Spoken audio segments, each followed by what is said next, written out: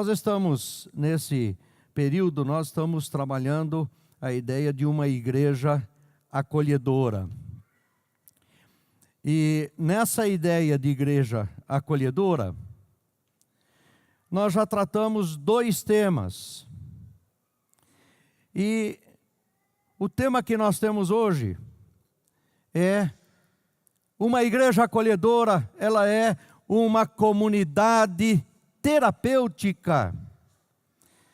Uma comunidade terapêutica no sentido de que todas as suas atividades, onde quer que a igreja esteja, ela está atendendo, ela está buscando trazer da parte de Deus os benefícios de Deus. Como é que é esta igreja? O texto que nós vamos utilizar como base é o texto de João, capítulo 21, versículo 17.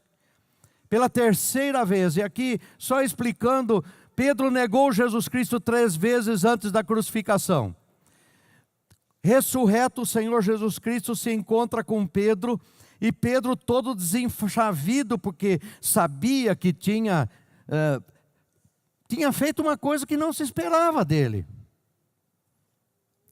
Jesus Cristo vira para ele e fala: Pedro, você me ama?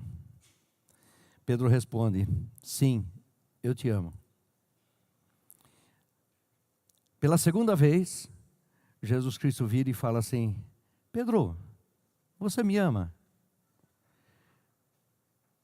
E Pedro responde: sim, Senhor, eu te amo.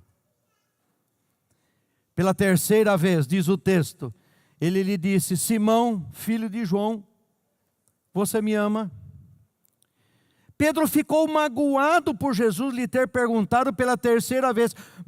Jesus, eu acho que o senhor não está escutando bem. Acho que o senhor não está percebendo bem. Eu já respondi isto para o Senhor. Por que eu tenho que responder 3 vezes?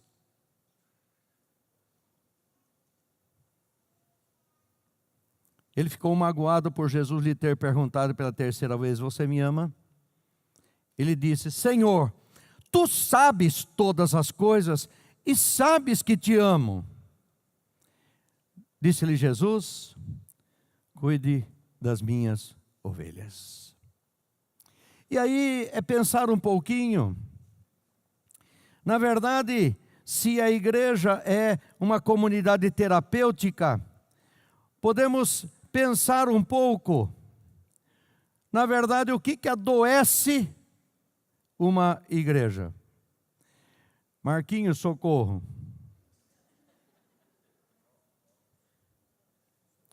O que adoece uma igreja? Veja, se a igreja somos nós, se o Senhor Jesus Cristo diz que nós somos o corpo de Cristo, que é a igreja, o que no final das contas pode ocorrer e pode trazer essa necessidade, essa dificuldade?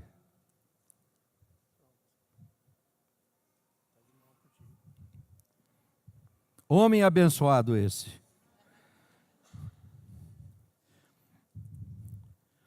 Primeiro, nós podemos perceber que são relacionamentos quebrados. A igreja, ela é uma unidade. E quando nessa unidade relacionamentos são quebrados, há sempre a tendência de separação, de distanciamento. Quando esse relacionamento ele não se mantém na unidade, cada um para um lado, cada um procurando as suas coisas, e tipo assim, eu não sei porquê, mas eu não consigo mais ficar do lado dessa pessoa. Algumas coisas podem trazer esses relacionamentos quebrados. Primeiro deles, amargura e ressentimento. Quem é que não tem, alguns já não passou por amarguras e ressentimentos no relacionamento entre pessoas? Isso não vou dizer nem no ambiente familiar, né? Porque no ambiente familiar a coisa algumas vezes é meio um ambiente de algumas vezes em choque. Mas isso também se transporta para a igreja. E a igreja acaba adoecendo. Ora, nós não podemos receber o que não estamos dispostos a dar. Em outras palavras, a forma de Deus agir é você se dar, você se esvaziar para que Deus possa encher.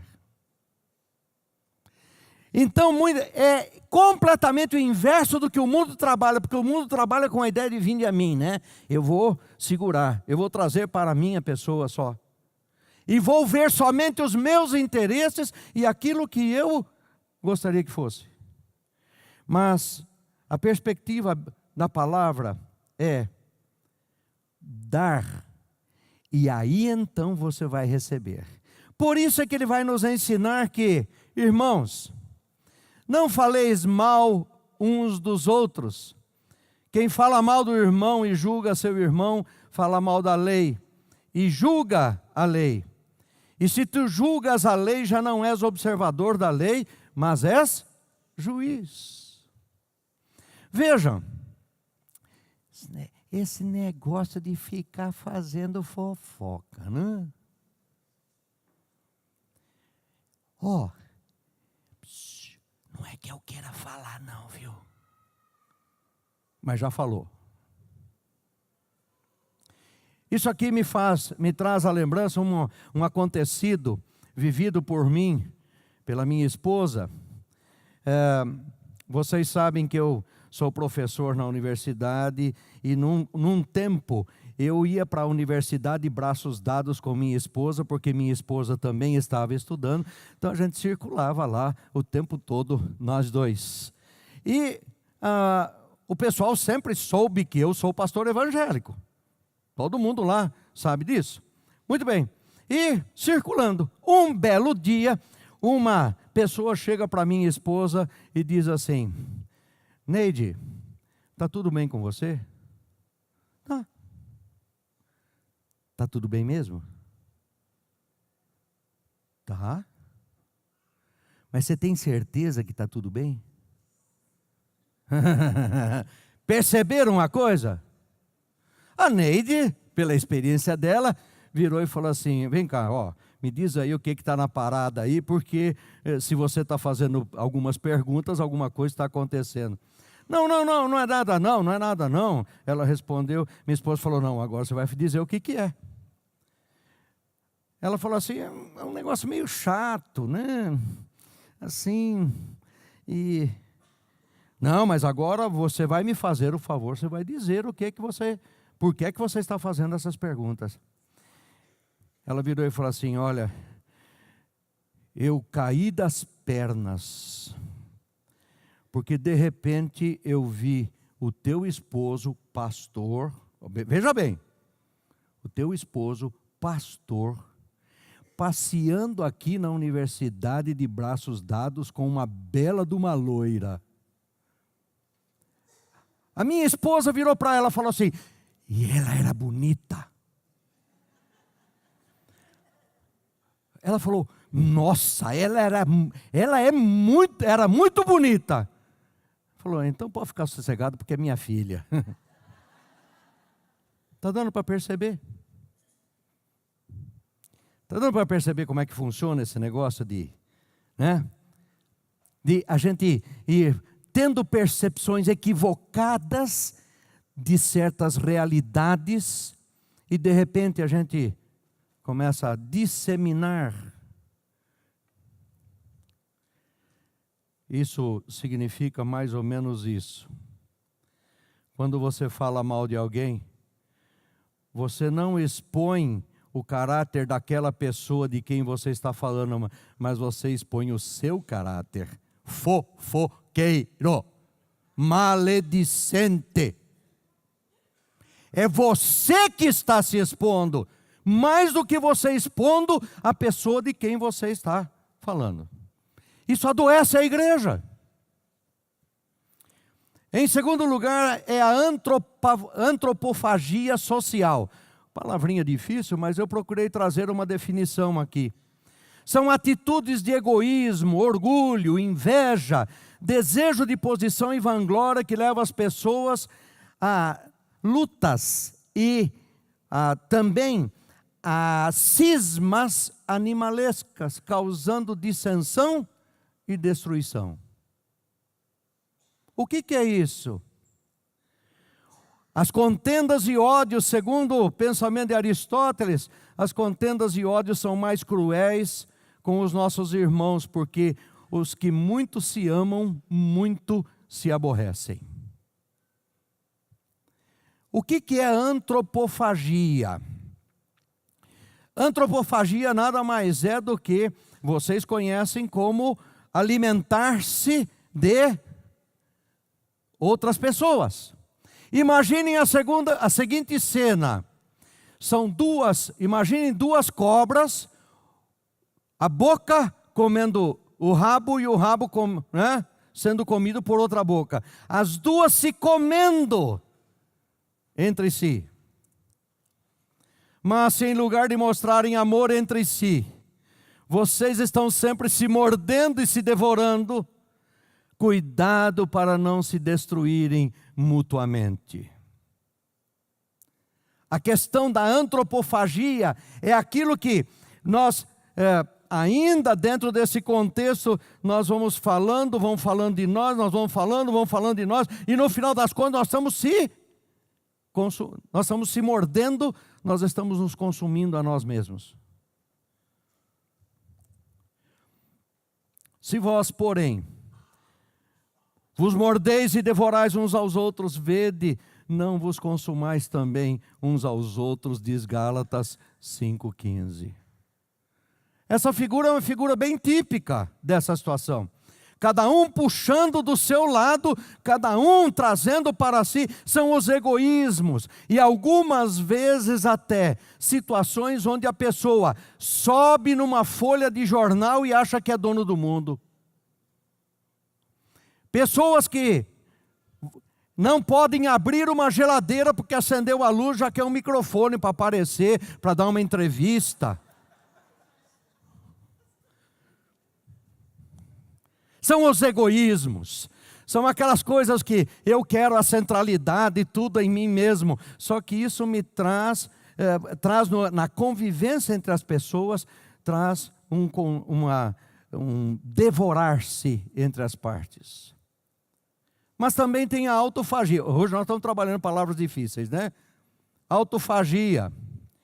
Também estou trazendo aí uma tentativa de definição. É a manutenção da vida à custa da própria substância do indivíduo. É o comportamento de se alimentar destrutivamente com suas próprias preocupações. Uma das coisas que marcam o nosso tempo é a famosa depressão. E uma das causas significativas da depressão são as nossas preocupações.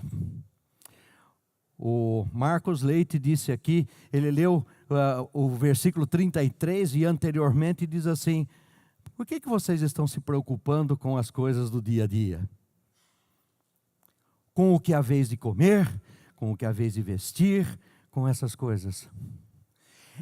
Vejam, as preocupações, elas provocam em nós uma automorte.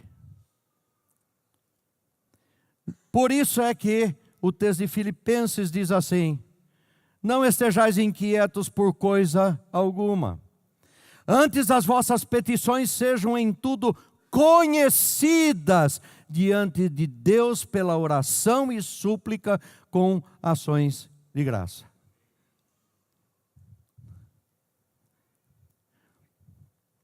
O Paulo e o Marcelo, eles estão trabalhando um ministério na igreja que é o ministério da oração.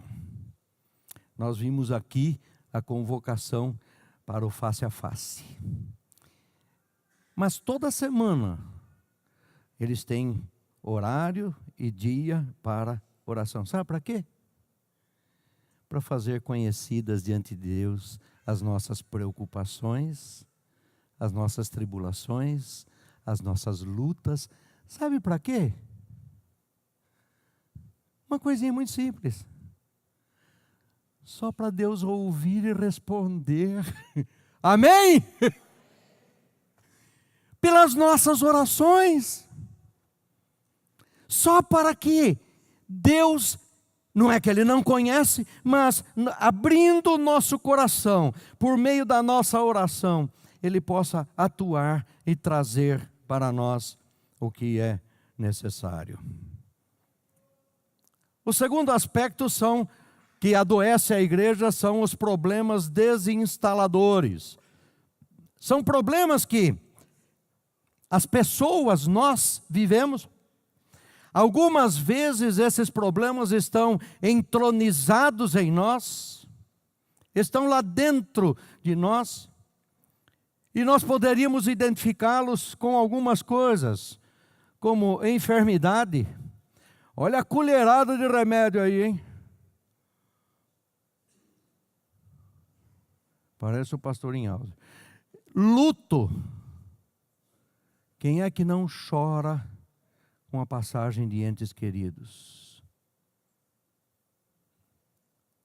Falência para quem tem empresa. Desemprego.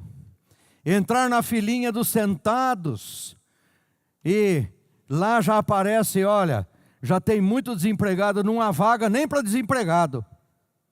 Mas o desemprego traz lutas para nós. Reprovação no vestibular, ou seja, aquele sonho naquele momento de poder entrar para fazer um curso superior e de repente não alcança o suficiente para isto. E o término de um relacionamento amoroso. E aqui eu colocaria aqui o relacionamento amoroso não só na época de namoro, já nem sei mais como chamar isso, né? No meu tempo, lá atrás, a gente chamava de namoro, né? Mas também no casamento.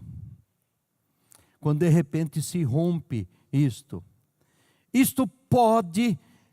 Estes acontecimentos trazidos à nossa vida podem fazer com que a nossa atitude como igreja seja de doença. Mas eu tenho uma boa notícia para vocês. Se uma igreja pode adoecer por algumas circunstâncias, dentre as quais essas que lhes apontei, nós podemos perguntar como uma igreja pode ser uma comunidade de cura. Como a igreja pode ser uma comunidade para tirar essa doença, para que essa doença não esteja presente não somente na igreja, mas em nós como pessoas da igreja. Como membros, participantes. A primeira coisa é quando nós somos uma comunidade de aceitação. Barnabé e Paulo acolhe a Paulo e este acolhe a João Marcos, diz Atos 9. E quando Saulo chegou a Jerusalém, procurava juntar-se aos discípulos, mas todos o temiam, não crendo que fosse discípulo. Aqui, só para esclarecer um pouquinho, Paulo foi um perseguidor da igreja. Paulo foi encarregado e ele mesmo pediu autorização para ir nos diferentes lugares para perseguir esse novo negócio chamado cristianismo, que está trazendo problemas aqui para o judaísmo. E lhe foi dada autoridade. E Paulo perseguiu a muitos foram mortos aos pés de Paulo. E Paulo consentia com a morte deles. De repente, Paulo aparece em Jerusalém, junto aos discípulos, Que reação vocês acham que eles deveriam ter? Esse negócio está meio estranho. Esse cara já matou muita gente. De repente ele vem aqui. Para mim pode ser um espião. Ele quer saber quem somos nós. Mas Barnabé, tomando-o consigo, o trouxe aos apóstolos e lhes contou como no caminho ele vira o Senhor e lhe falara, e como em Damasco falara ousadamente no nome do Senhor Jesus Cristo. Sabe, amados, essa questão de trazer, essa questão de aproximar, é justamente o inverso daquilo que nós vimos lá atrás. As dissensões elas separam, cada um vai para um canto. Mas o que é que o Senhor coloca enquanto igreja? Uma comunidade que acolhe, uma comunidade que traz perto, uma comunidade que abraça, uma comunidade que reconhece que ali tem gente muito significativa para o Senhor. Mas não só isso. Ela é uma comunidade terapêutica, sendo uma comunidade de confissão. O texto de Tiago diz assim: confessai as vossas culpas uns aos outros, e orai uns pelos outros, para que sareis. E a oração feita por um justo pode muito em seus efeitos. Sabe, amados, esse é um negócio que me faz pensar um pouco na questão de você querer receber o perdão, mas não necessariamente perdoar. Essa confissão de que fala a palavra: confessai as vossas culpas uns aos outros. Esse é um santo remédio, um remédio de Deus para acabar com o afastamento entre pessoas. Mas será uma comunidade terapêutica, sendo uma comunidade de perdão, suportando-vos uns aos outros. E suportar aqui não tem o sentido que normalmente nós carregamos, que é aguentar aquela pessoa chata, aguentar aquela pessoa que fica entalada na nossa garganta. Não, tem o sentido também de servir de suporte, de apoio. É dentro dessa ideia de trazer consigo e ao mesmo tempo servir de apoio. Suportai-vos uns aos outros e perdoando-vos uns aos outros. Olha aqui novamente esse aspecto. Se alguém tiver queixa contra o outro, eu não sei vocês, mas se vocês são seres humanos como eu, de vez em quando a gente tem uma queixa contra o outro, não tem não? Se vocês quiserem saber dessas coisas, depois vocês perguntem ao pastor Laércio e o pastor Samuel como é que é, muitas vezes, as triscadas entre os dois, né? Tem uma queixa contra você. Então vamos sentar, vamos conversar, vamos alinhar. Eu te fiz alguma coisa, me perdoe, mas eu quero servir aqui de suporte. Eu quero servir de apoio. Sabe por quê? Por uma razão muito simples. E eu disse hoje na parte da manhã que eu acho que algumas coisas na Bíblia, na prática, a gente acaba recortando da Bíblia e jogando fora.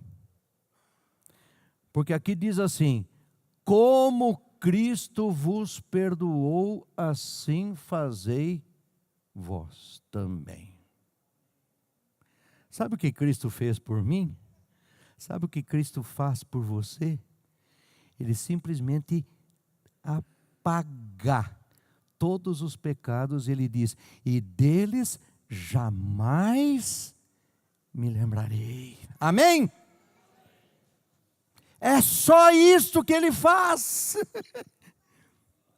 apagar todos os nossos, perdoar todos os nossos pecados, e aqueles que diuturnamente vamos confessando a Ele de coração sincero, Ele vai nos perdoando também. Isto é cura, porque o pecado entroniza em nós enfermidade no sentido mais amplo, não só em alguns casos física, enfermidade psicológica, mas principalmente enfermidade espiritual. Por quê? A liberação do perdão liberta quem perdoa e não quem é perdoado. Aqui eu gostaria de explicar porque pode dar a entender uma coisa diferente. Quando alguém vem e me faz alguma coisa que me deixa assim com queixa contra ele, se imediatamente eu perdoo, eu sou libertado, liberado do peso que este ato representa para mim. Eu estou liberto. Pode até acontecer que daqui uns 15, 20 anos, vem a quem me ofendeu, ele me procura e fala assim: olha, eu precisaria conversar contigo, sabe, lá atrás, naquele dia, aconteceu assim, assim, assado. Olha, eu tenho certeza que eu não fiz o que deveria ter sido feito, eu pequei nesse momento. Eu falei mal de você, eu xinguei você, eu pensei, sei lá, pensei mal de você, alguma coisa nesse sentido. 15 anos depois ele vem e fala assim: você me perdoa? Sabe qual é a diferença?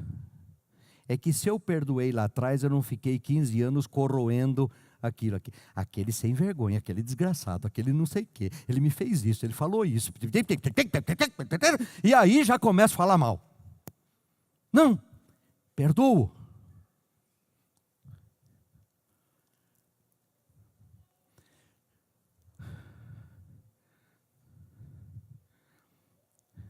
O perdão é uma das coisas mais significativas para a cura das pessoas.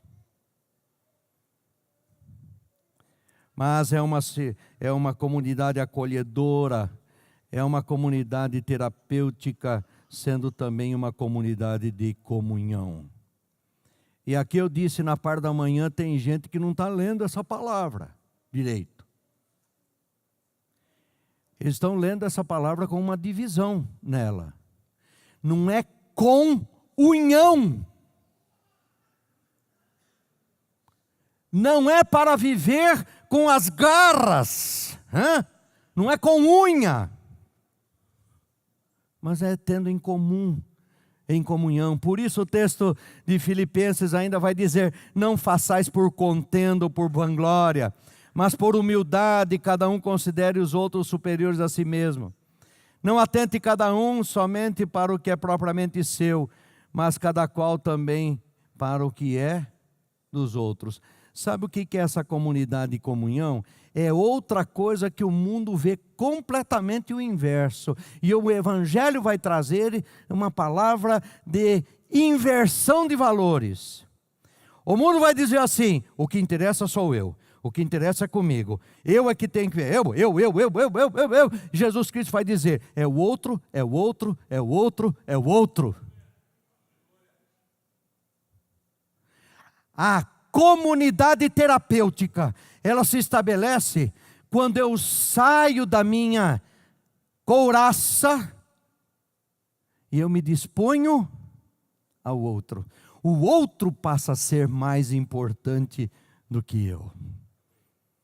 É isso que traz proximidade. É isso que não traz desintegração. Mas também, quando ela se torna uma comunidade de ajuda mútua. Marquinhos, não sei o que você está fazendo comigo hoje, Marquinhos.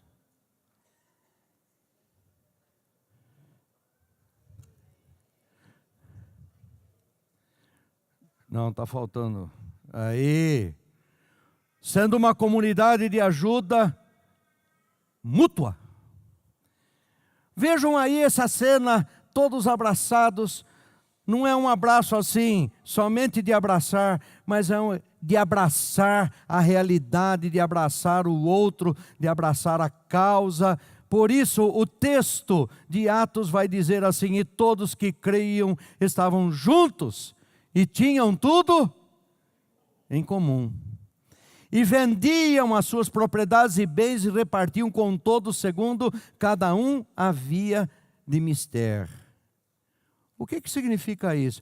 Então Deus está mandando vender a propriedade para entregar. Não, o texto não está dizendo isso. O texto está dizendo que alguns, entendendo a necessidade e tendo disponibilidade, eles até chegaram a vender. Mas o que o texto está dizendo é o seguinte: não esteja alheio à necessidade daquele que te cerca. Lembram-se da parábola daquele que foi assaltado, jogado.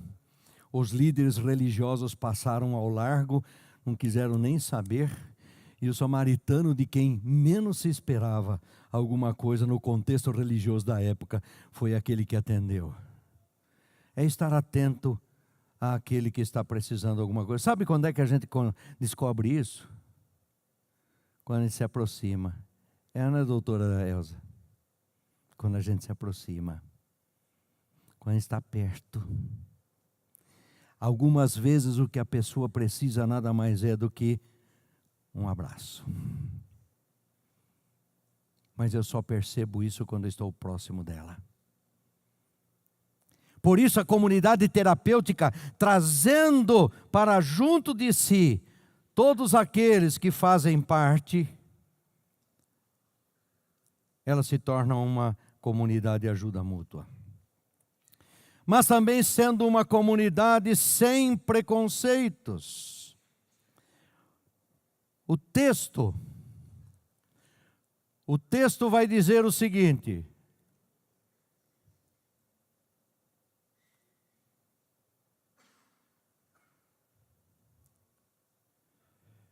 Marquinhos.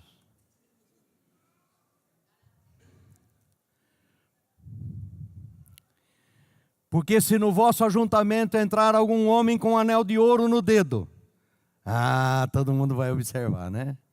Se ele vier também com algum traje precioso, e entrar também algum pobre com sórdido traje, e atentardes para o que traz o traje precioso, e lhe disserdes: assenta-te tu aqui num lugar de honra, e disserdes ao pobre: tu fica aí em pé, ou assenta-te abaixo do meu estrado, porventura não fizeste distinção entre vós mesmos e não vos fizeste juízes? Sabe, essa é uma questão nossa própria, né? A gente não tem muita dificuldade em abraçar quem está cheiroso, né? Mas a gente tem dificuldade em abraçar quem está cheiroso. Né? Um é o cheiro Chanel número 5. Certo? O outro é o chão número 0. Essa distinção, muitas vezes, que acabamos fazendo, é uma distinção que acaba ocasionando o adoecimento da igreja, porque nós fazemos discriminação.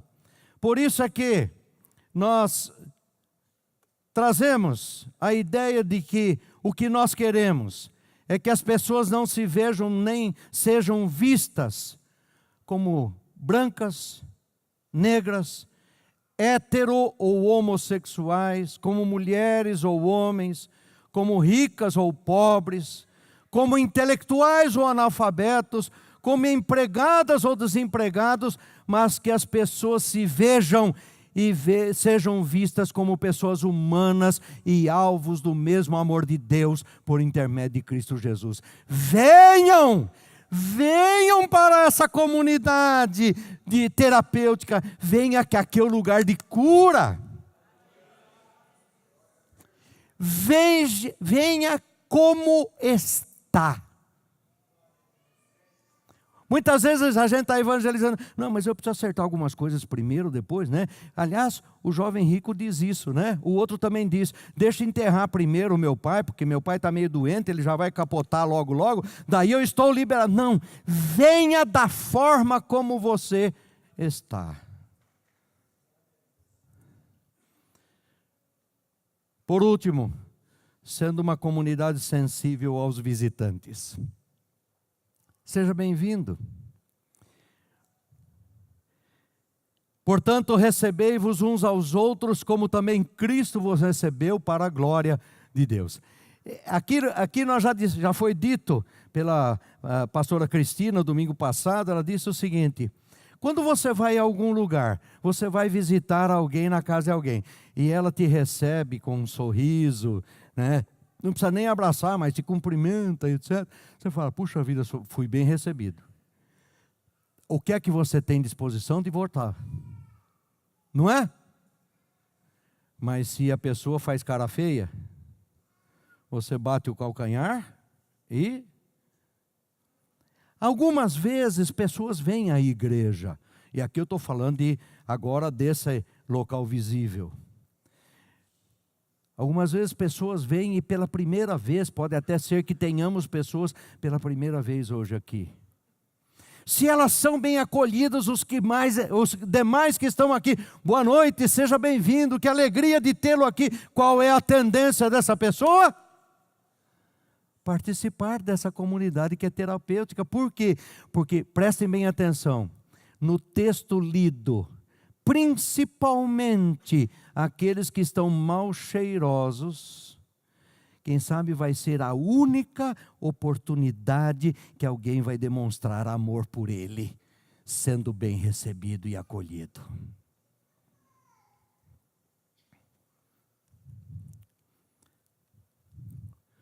Qual é a conclusão de tudo isto? Está em Gálatas 6. Irmãos, se algum homem chegar a ser surpreendido em alguma ofensa, vós que sois espirituais, encaminhai o tal com espírito de mansidão e não, desculpe a expressão, não de cacetete, não de pancada. Mas ele está em ofensa? Cometeu algum pecado? Traga. E com espírito de mansidão, em amor, olhando por ti mesmo para que não sejas também tentado. Sabe por quê? Porque aqui se aplica aquele ditado popular. Muitas vezes a gente senta no próprio rabo e quer ver o rabo do outro balançando, né? O macaco, não é isso? Veja que você não esteja também numa situação dessa. Por isso levai as cargas uns dos outros. E é assim que vocês vão cumprir a lei de Cristo. O pedido que Jesus fez a Pedro continua ecoando através dos séculos. Assim como o apóstolo, nós também precisamos dar a ele a nossa resposta. E essa resposta precisa ser dada hoje, agora, nesse momento. Não é um dia, quem sabe isso vai acontecer. Não apenas em palavras, mas com ações concretas que expressem o nosso amor e cuidado com as vidas que Ele tem nos confiado. Sabe o que significa isto? Significa ver com os olhos de amor. Está dando para enxergar lá? A íris. Ver com os olhos de amor. Você me ama? Jesus Cristo está perguntando para você. Está perguntando para mim. Você me ama? Senhor, tu sabes todas as coisas e sabes que te amo. Disse-lhe Jesus, cuide das minhas ovelhas. Nós somos igreja não só quando estamos reunidos aqui. Nós somos igreja onde quer que estejamos espalhados. E este olhar de amor, este olhar curador, deve estar presente no nosso dia a dia, na nossa atividade. Mas afinal de contas, ovelhas de quem, hein? Se o texto está, se o Jesus está dizendo, ó, apacenta as minhas ovelhas, ou cuide das minhas ovelhas, quem são essas ovelhas? Somente todas as pessoas daquele que deu a vida por elas. Por isso que a palavra de Deus diz que Ele tem, o grande propósito de Deus é que todas as pessoas sejam salvas. Elas serão salvas por meio de Jesus Cristo, por intermédio da nossa ação curadora. Para quê? Para que a igreja seja um lugar que faz bem para a alma. Um lugar gostoso para a gente estar, um lugar de compartilhar, um lugar de se abraçar, um lugar de chorar, um lugar de derramar as tribulações e saber que a igreja está orando, as nossas inquietações, estamos compartilhando tudo isto. Aí faz bem para a alma. Um lugar de brigas, rusgas, desavenças. Mas eu gostaria de perguntar a você, olhando para dentro de si mesmo, é assim que você se vê também com a igreja? Ou seja, alguma coisa toda rachada, uma coisa toda machucada, cheia de cicatrizes? Quem sabe você traz consigo cicatrizes de experiências de convivência em outras igrejas ou aqui na igreja, e isso formou uma marca na sua vida, e você anda tentando colocar esparadrapos, que são essas tentativas, são esses remendos de cura. Botar esparadrapo não é a solução. A solução está no amor de Jesus Cristo. A solução está na ação do Espírito Santo na nossa vida. Para quê? Para que sem dissensão, rusgas, indiferença, guerras entre nós, discriminação, mas acolhedora de todas as pessoas, porque elas são alvo do amor de Cristo. É isto que é a igreja. Sabe por quê? Porque o Senhor Jesus Cristo nos convida para um novo olhar. Um olhar com amor. Um novo olhar para as outras pessoas. Um olhar para as necessidades delas, para os momentos delas. Enquanto os nossos queridos cantores e tocadores vêm aqui, eu gostaria que nós parássemos para pensar um pouco. E você que veio nessa noite, quem sabe você veio exatamente nesta condição: marcado, machucado, entristecido. As relações familiares não estão lá, essas coisas. As relações com as pessoas do convívio não estão assim, mas também as relações na igreja. Eu ando tentando colocar uns esparadrapos para ver se continua e não racha mais ainda. Não! A comunidade terapêutica, pelo sangue de Jesus Cristo, ela evita que nós sentemos de costas um para os outros, colocando uma parede divisória. Mas coloca em nós essa possibilidade de um novo olhar, um olhar com amor. E é nesse momento que, nesse espírito dessa comunidade acolhedora, dessa comunidade terapêutica, é que eu gostaria de pedir para que as crianças entrem. Nós vamos nesse momento cear a ceia do Senhor, pedir aos nossos diáconos que sirvam. Solicito a vocês a fineza de assim que você receber e da forma como você receber, você segure. Porque nós queremos nesse momento ter um momento de, especificamente um momento de comunhão. E é isso que significa a ceia do Senhor. Um momento de compartilhar entre nós esta celebração. Lembrando que o Senhor Jesus Cristo, na noite em que Ele foi traído, Ele sentado à mesa, Ele disse aos seus discípulos: olha, eu vou fazer uma coisa aqui que vocês vão repetir isto até que eu volte, até que eu termine todo o tempo de Deus haja transcorrido,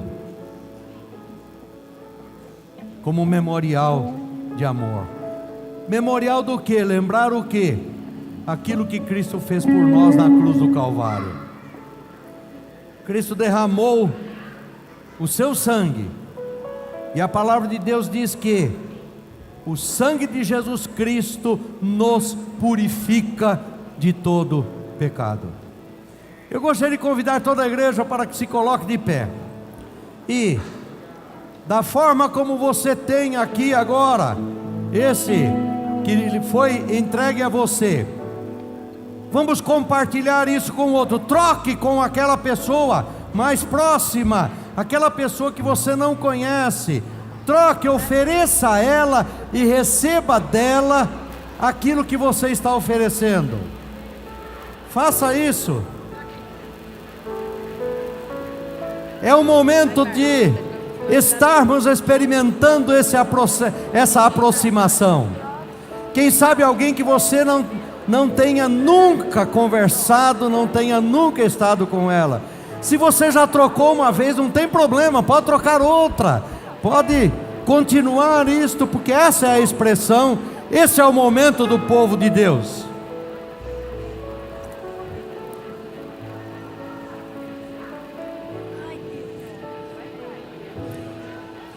Sabe, amados, aqui estão dois símbolos que representam tudo aquilo que Deus nos entregou de presente. O pão representa o corpo de Cristo que foi entregue por nós,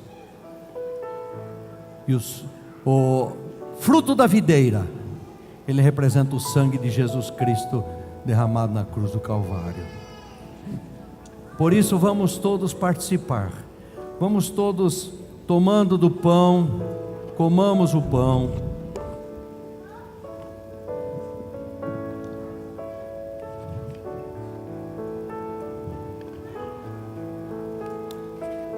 E tomando do fruto da videira, participemos lembrando que Cristo derramou o seu sangue por nós.